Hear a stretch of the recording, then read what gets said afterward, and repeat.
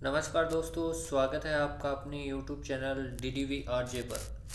तो आज हम फिर से आपके लिए बहुत ही महत्वपूर्ण क्वेश्चनों की जो श्रृंखला है वो लेके आए हैं। उम्मीद है आप अच्छे होंगे, आपकी जो तैयारी है वो भी अच्छी चल रही होगी। रिट पात्रता परीक्षा है, उसके एडमिट कार्ड की अगर हम बात करेंगे तो उसके एडमिट कार्ड हैं वो बोर्ड के द्वारा जारी कर दिए गए हैं। आपने सभी ने अपने जो एग्ज़ाम सेंटर हैं वो भी चेक कर लिए हैं। अगर चेक नहीं किए हैं तो आप एग्ज़ाम सेंटर है वो चेक कर लें।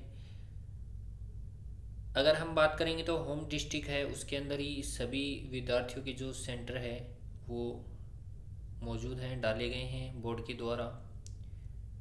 किसी भी अभ्यर्थी को दूसरे ज़िले के अंदर क्या है एग्ज़ाम देने के लिए नहीं जाना पड़ेगा, परेशान नहीं होना पड़ेगा। अपने ही ज़िले के अंदर क्या है एग्ज़ाम सेंटर बनाकर उनको एग्ज़ाम है वो देना है। तो ये भी बहुत ही अच्छी बात है कि होम डिस्ट्रिक्ट के अंदर ही क्या है आपका एग्ज़ाम है वो लग रहा है। तो आपकी तैयारी वो अच्छी चल रही होगी। अगर इस चैनल से नहीं जुड़े हो तो इस चैनल को सब्सक्राइब ज़रूर करें, बेल आइकन को दबाएं ताकि आने वाला जो वीडियो है वो आप तक पहुंच सके। और क्लास को शुरू से लेकर अंत तक देखना है क्योंकि बहुत ही महत्वपूर्ण क्वेश्चन है वो आज हम आपके लिए लेके आए हैं। तो क्लास को स्टार्ट करते हैं और पहले क्वेश्चन की ओर यहाँ पर चलेंगे। जैसे ही मैं क्वेश्चन बोलता हूँ तो तुरंत प्रभाव से आप क्या करें, उस क्वेश्चन का जो आंसर है वो कमेंट बॉक्स में देने का प्रयास करें ताकि पता चल सके कि इतने क्वेश्चन गलत हो रहे हैं, इतने क्वेश्चन सही हो रहे हैं। पहला क्वेश्चन है कि निम्नलिखित में से कौन सी समवर्षा रेखा राजस्थान को जलवायु की दृष्टि से दो भागों में बांटती है। तो पहला ऑप्शन है 25 सेंटीमीटर समवर्षा रेखा, दूसरा ऑप्शन है 50 सेंटीमीटर समवर्षा रेखा, तीसरा ऑप्शन है 57 सेंटीमीटर समवर्षा रेखा और चौथा ऑप्शन है 100 सेंटीमीटर समवर्षा रेखा।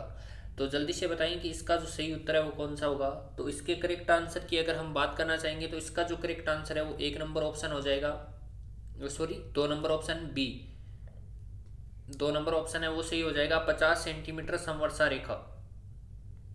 अगर 1 नंबर ऑप्शन की बात करेंगे तो 25 सेंटीमीटर समवर्षा रेखा है वो क्या करती है, पश्चिमी मरुस्थलीय प्रदेश को दो भागों के अंदर बांटती है। एक तो शुष्क मरुस्थलीय प्रदेश हो गया और दूसरा हो गया हमारा अर्ध शुष्क मरुस्थलीय प्रदेश। इसके बाद अगला प्रश्न है उसके ऊपर बात कर लेते हैं। तो क्लास को शुरू से लेकर अंत तक देखना आपको। राजस्थान का कौन सा क्षेत्र बंगाल की खाड़ी और अरब सागर दोनों ही मानसून से अधिक वर्षा प्राप्त करता है। बहुत ही आसान क्वेश्चन है। तो पहला ऑप्शन है हमारा दक्षिण पश्चिम, दूसरा ऑप्शन है पूर्वी, तीसरा ऑप्शन है पश्चिमी और चौथा ऑप्शन है उत्तरी। तो अगर इसके सही आंसर की बात करना चाहेंगे तो इसका जो करेक्ट आंसर है वो आप जल्दी से जल्दी बताएंगे इसका जो सही उत्तर है वो कौन सा होगा। उसके बाद हम सही उत्तर तक चलते हैं। तो सही आंसर की अगर हम बात करेंगे तो 1 नंबर ऑप्शन है वो करेक्ट हो जाएगा, सही हो जाएगा, दक्षिण पश्चिम। इसके बाद अगला प्रश्न है उसकी बात कर लेते हैं। प्राकृतिक वनस्पति के विवरण को प्रभावित करने वाला सबसे सख्त कारक है वो निम्नलिखित में से कौन सा है। पहला ऑप्शन है जैविक कारक, दूसरा ऑप्शन है धरातली स्वरूप, तीसरा ऑप्शन है जलवायु और चौथा ऑप्शन है मृदा।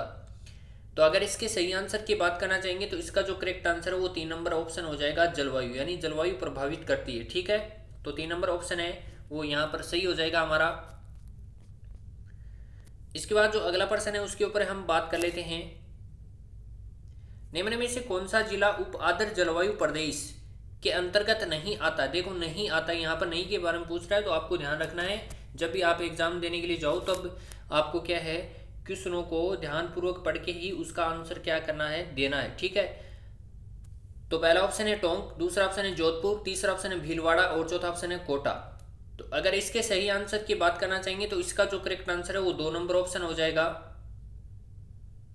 जोधपुर। 2 नंबर ऑप्शन है वो हमारा यहाँ पर सही हो जाएगा।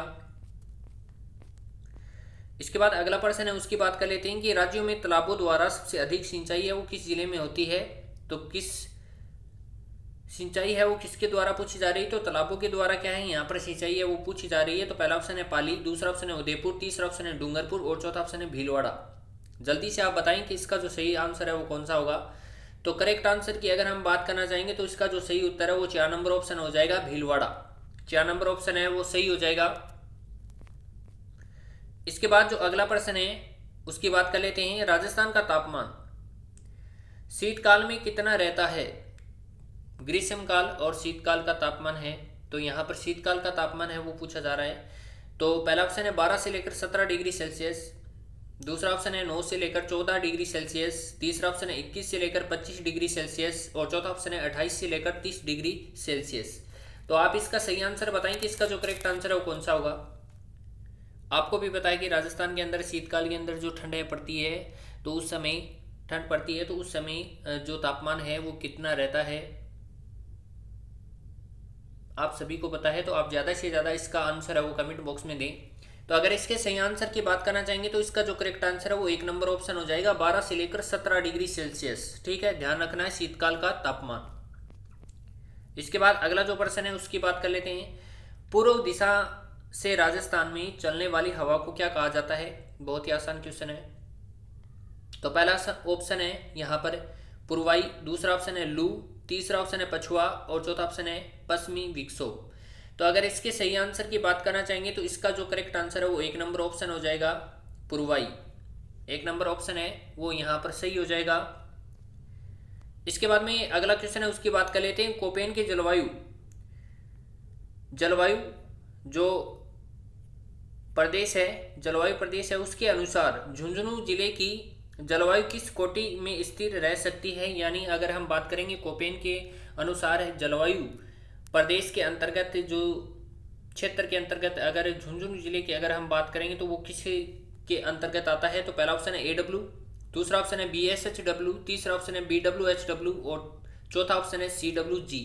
तो अगर इसके सही आंसर की बात करना चाहेंगे तो इसका जो करेक्ट आंसर है वो आप जल्दी से बताएं कि इसका जो सही उत्तर है वो कौन सा होगा। तो अगर इसके सही आंसर की बात करना चाहेंगे तो 2 नंबर ऑप्शन है वो सही हो जाएगा, BSHW। ठीक है, इसके बाद अगला जो प्रश्न है उसकी बात कर लेते हैं। राजस्थान में किस क्षेत्र में तापांतर सर्वाधिक होता है। तो पहला ऑप्शन है पूर्व, दूसरा ऑप्शन है दक्षिण पूर्व, तीसरा ऑप्शन है दक्षिणी और चौथा ऑप्शन है पश्चिमी। तो अगर इसके सही आंसर की बात करना चाहेंगे तो बहुत ही आसान क्वेश्चन है, आप जल्दी से बताएं इसका उत्तर है वो कौन सा होगा। तो अगर इसके सही आंसर की अगर हम बात करना चाहेंगे तो इसका जो करेक्ट आंसर है वो 4 नंबर ऑप्शन हो जाएगा, पश्चिमी। 4 नंबर ऑप्शन है वो सही हो जाएगा कि राजस्थान के पश्चिमी क्षेत्र में तापांतर है वो सर्वाधिक, दैनिक तापांतर है वो आपको सर्वाधिक देखने को मिलेगा। इसके बाद अगला जो प्रश्न है, देखो खालिस्तान से आने वाली हवाएं सूखी और गर्म होती हैं जो राजस्थान के वातावरण को अधिक गर्म कर देती हैं।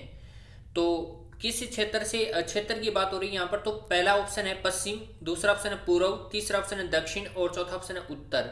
तो देखो क्वेश्चन को ध्यान से पढ़ना है कि खालिस्तान से आने वाली हवाएं सूखी और गर्म। अभी जो लास्ट क्वेश्चन था उसके अंदर हमने बात की थी कि तापांतर सर्वाधिक कहाँ पर है, तो जो पश्चिमी क्षेत्र है वहाँ पर। तो यहाँ पर अभी हम बात करेंगे तो सूखी हवाएं और गर्म हवाएं हैं। तो वो पश्चिमी क्षेत्र जो राजस्थान के वातावरण को क्या कर देती है, अधिक गर्म कर देती हैं। तो पश्चिमी क्षेत्र से क्या चलती हैं, सूखी हवाएं और गर्म हवाएं चलती हैं। तो 1 नंबर ऑप्शन है वो हमारा यहाँ पर सही हो जाएगा, पश्चिमी क्षेत्र। ठीक है, ध्यान रखना आपको। इसके बाद अगला प्रश्न है उसकी बात कर लेते हैं। राज्य में मावट होती है। तो पहला ऑप्शन है अरब सागर की खाड़ी, दूसरा ऑप्शन है बंगाल की खाड़ी, तीसरा ऑप्शन है हिंद महासागर की खाड़ी और चौथा ऑप्शन है अरब सागर की खाड़ी। ठीक है, ये 2 बार आ गया ना अरब सागर। तो जल्दी से बताएं, आप 3 में से बता दें कौन सा होगा। तो अगर इसके सही आंसर की अगर हम बात करना चाहेंगे 11 नंबर जो क्वेश्चन है उसकी अगर हम बात करेंगे तो 1 नंबर ऑप्शन है वो सही हो जाएगा हमारा, अरब सागर की जो खाड़ी है। ठीक है, 1 नंबर ऑप्शन है वो सही हो जाएगा। इसके बाद अगला क्वेश्चन है उसकी बात कर लेते हैं। कोपेन के अनुसार राजस्थान के जलवायु प्रदेश कौन सा है। तो इनमें से बताना है जो ऑप्शन है आपके सामने, इनमें से राजस्थान के अंदर जो जलवायु प्रदेश है वो कौन से हैं। तो पहला ऑप्शन है AW, दूसरा ऑप्शन है BSHW, तीसरा ऑप्शन है BWHW और चौथा ऑप्शन है ये सभी। तो जल्दी से बताएं इसका जो सही आंसर है वो कौन सा होगा। तो करेक्ट आंसर की अगर हम बात करना चाहेंगे तो इसका जो सही उत्तर है वो 4 नंबर ऑप्शन हो जाएगा, ये सभी। AW भी है, BSHW भी है, BWHW भी है, ध्यान रखना आपको। ठीक है, इसके बाद अगला प्रश्न है उसकी बात कर लेते हैं कि सूर्य के उत्तरायण पर क्या होता है। देखो तापमान में वृद्धि होती है, दूसरा ऑप्शन है वायुदाब में कमी होती है, तीसरा ऑप्शन है तापमान में कमी होती है, ठीक है, और चौथा ऑप्शन है ए और बी दोनों। तो अगर इसके सही आंसर की बात करना चाहेंगे तो इसका जो करेक्ट आंसर है वो हो जाएगा 4 नंबर ऑप्शन ए और बी दोनों। ए बी यानी तापमान में वृद्धि होती है, दूसरा है वायुदाब में क्या होती है, कमी होती है। ये दोनों क्या हो जाएंगे यहाँ पर सही हो जाएंगे। तो 1 नंबर और 2 नंबर क्या है हमारे यहाँ पर सही हो जाएंगे, तो ये ध्यान रखना आपको। इसके बाद अगला प्रश्न है उसकी बात कर लेते हैं कि राज्य में वर्षा की मात्रा कितनी है, यानी राज्य की जो अंदर है वर्षा की जो मात्रा है उसकी बात करेंगे, और राज्य के अंदर अगर वर्षा है वो किस दिशा से किस दिशा की ओर क्या है आती है, इससे अगर हम चर्चा करेंगे इसके ऊपर दिशा की अगर हम बात करेंगे तो पहला ऑप्शन है दक्षिण पूर्व से उत्तर पश्चिम, दूसरा ऑप्शन है उत्तर पश्चिम से दक्षिण पूर्व की ओर क्या है जो वर्षा की मात्रा वो बढ़ती है, ठीक है। तीसरा ऑप्शन है दक्षिण पश्चिम से उत्तर पूर्व, और चौथा ऑप्शन है उत्तर पश्चिम से दक्षिण पश्चिम। तो अगर इसके सही आंसर की बात करना चाहेंगे तो इसका जो करेक्ट आंसर है वो 1 नंबर ऑप्शन हो जाएगा, दक्षिण पूर्व से उत्तर पश्चिम की ओर क्या है जो मात्रा है वर्षा की वो आपको देखने को मिलेगी यहाँ पर। इसके बाद अगला प्रश्न है उसकी बात कर लेते हैं। राजस्थान की वह कौन सी पर्वत श्रृंखला है जो उसे उत्तर पश्चिमी और दक्षिणी पूर्वी भाग में विभक्त करती है, यानी 2 बराबर भागों के अंदर क्या करती है राजस्थान को बांटती है। तो पहला ऑप्शन है मेवाड़ पर्वत श्रेणी, दूसरा ऑप्शन है अलवर पर्वत श्रृंखला, तीसरा ऑप्शन है अरावली पर्वत श्रृंखला, और चौथा ऑप्शन है आबू पर्वत श्रेणी। बहुत ही आसान क्वेश्चन है, इस क्वेश्चन का जवाब है वो आप ज्यादा से ज्यादा कमेंट बॉक्स के अंदर दें। तो अगर इसके सही आंसर की बात करना चाहेंगे तो इसका जो करेक्ट आंसर है वो आप सभी को पता है कि अरावली पर्वत श्रृंखला क्या करती है राजस्थान को बराबर 2 भागों के अंदर बांटती है, ठीक है।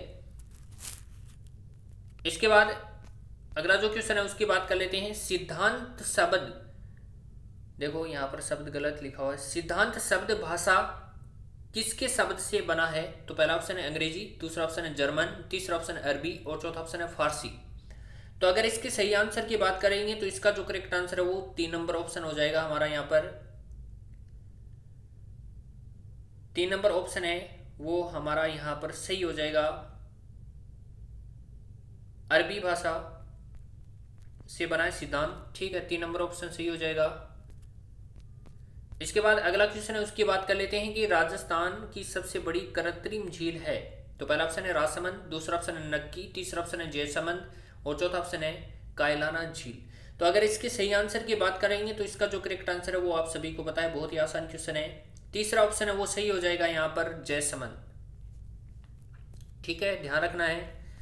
और इसके बाद अगला जो क्वेश्चन है उसकी बात कर लेते हैं। नक्की झील कहाँ पर स्थित है, तो पहला ऑप्शन है यूके, दूसरा ऑप्शन है कोलायत, तीसरा ऑप्शन है माउंट आबू, और चौथा ऑप्शन है डेलवे। तो अगर इसके सही आंसर की बात करेंगे तो इसका जो करेक्ट आंसर है वो 3 नंबर ऑप्शन हो जाएगा हमारा। नक्की झील है वो कहाँ पर, माउंट आबू सिरोही के अंदर। ये क्या है, सबसे ऊंची झील है, ठीक है, आपको ध्यान रखना है। और आपको वीडियो कैसा लगा, आपको क्लास कैसी लगी ये ज़रूर बताना है। और अगर चैनल को सब्सक्राइब नहीं किया है तो चैनल को सब्सक्राइब जरूर करें, बेल आइकन को दबाएं ताकि आगे आने वाला वीडियो आप तक पहुंच सके। और अपने दोस्तों के साथ में, मित्रों के साथ में इस क्लास को ज़्यादा से ज़्यादा शेयर करना है ताकि उनको भी इस क्लास का क्या मिल सके, फ़ायदा मिल सके, ठीक है। अगर हम बात करेंगे 100 क्वेश्चन हमने इन क्लासों से देखे, उनमें से हमारे जो 30 क्वेश्चन हैं वो एग्ज़ाम के अंदर आ गए, तो बहुत ही ज़्यादा है वो फ़ायदा है वो आपको होने वाला है। तो आप जितनी भी ये जो क्लास डाली गई हैं इस चैनल के ऊपर, तो आप उनका एक बार, आप उन क्लासों को एक बार ज़रूर देख के जाएं ताकि क्या है उनमें से जो आने वाले जो क्वेश्चन है वो आपके गलत ना हो सकें, ठीक है। तो अपने दोस्तों के साथ में, अपने मित्रों के साथ में इस वीडियो को ज़्यादा से ज़्यादा शेयर करें और चैनल को सब्सक्राइब जरूर करें। धन्यवाद।